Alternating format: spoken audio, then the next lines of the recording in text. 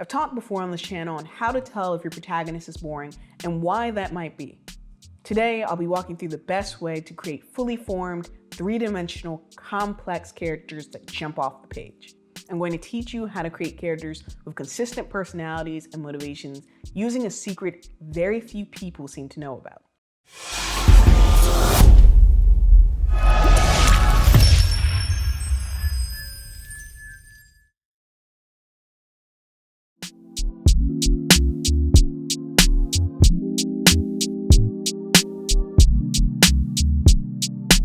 I'm not going to beat around the bush. Let's get right to it. My secret, my key to creating incredible characters is called the Enneagram.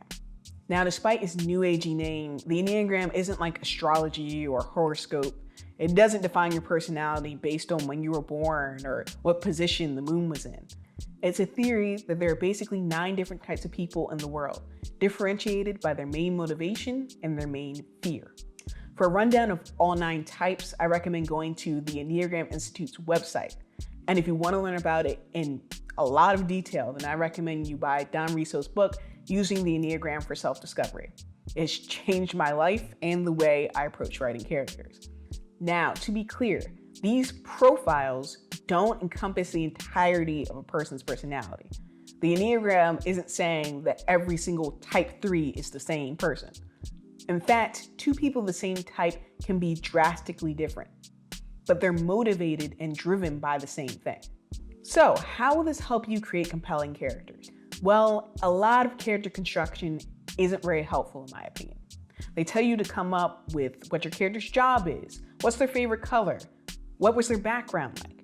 But these are all superficial trappings and don't really get to the heart of who the character is. To create characters that jump off the page, that feel real and human, you have to dig deep. Particularly, you need to find out 3 things: your character's main motivation, their main fear, and their core values. The Enneagram will especially help with the first 2 and get you on the way to finding out the 3rd. For example, the type 2 is afraid that they are unworthy of love. Their basic desire is to earn love, and they show this usually through taking care of other people and being especially altruistic. This person could be a doctor or a housewife, a teacher, or a high-powered executive.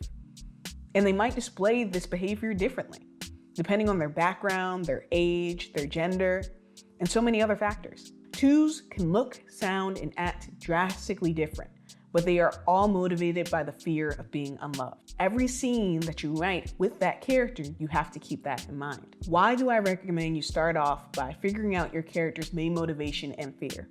Because it helps create characters with conflicting motivations, characters who are proactive, who have desires and go after them. When you know what drives your character's behavior, it's much easier to make them fleshed out and consistent.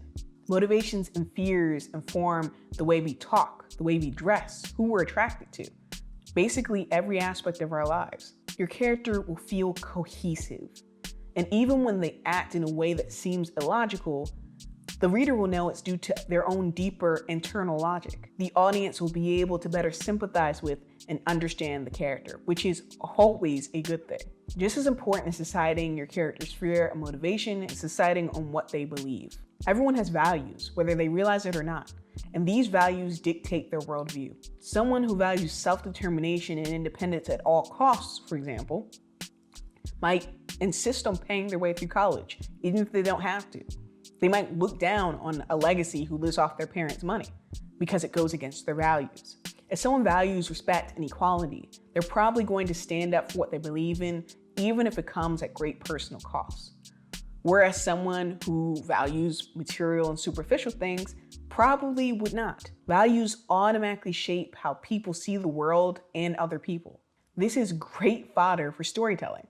The events of the plot might cause your character's values to change or evolve over time. Who knows, maybe when the pressure gets turned up, they abandon their values completely. Either way, it shows the reader or viewer who this character really is. One tip for creating a richer story is to make sure that the conflict between your protagonist and antagonist is fueled by a clash of values. They should agree not just over whatever they're disagreeing on, but disagree because they fundamentally have different beliefs. This both explains why the 2 characters are coming to a head and makes the conflict seem inevitable. If you don't take away anything else from this video, remember that characters are what they do, and they do according to what they want, what they fear, and what they believe. If you really want to create flawed, complex, three-dimensional characters, you have to start with what's in their heart and build out from there. If you understand a character's psychology really well, it makes coming up with the rest easy. I hope this little known tip helps you bring your writing to the next level. If there's a writing topic that I haven't covered yet that you would like me to talk about, please say so in the comments and I will make sure I read every single one of them. As always, thank you for watching, like and subscribe, and I will see you next time. Did you think your novel was ready for publication only to receive a mountain of rejection letters or bad reviews? Have you poured your heart and soul into your story, but something isn't quite working and you don't know how to fix it? The best thing you can do is have a professional take a critical look at your manuscript. And that's where the Book Clinic comes in. I offer developmental editing, copy editing, and proofreading services, as well as an agent prep package to give you everything you need to start querying. I will not only help you write a compelling and engaging story, but I use my experience as a publishing industry insider to give you the advice you need to make an agent fall in love with your manuscript. If you're interested, check us out at bookclinicnyc.com. Let me bring the best out of your book.